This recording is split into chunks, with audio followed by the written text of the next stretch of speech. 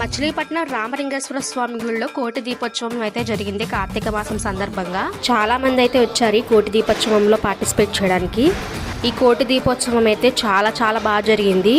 ఈ కోటి దీపోత్సవం full video అయితే నేను ఛానల్లో అప్లోడ్ చేశాను, ఒకసారి చెక్ చేయండి.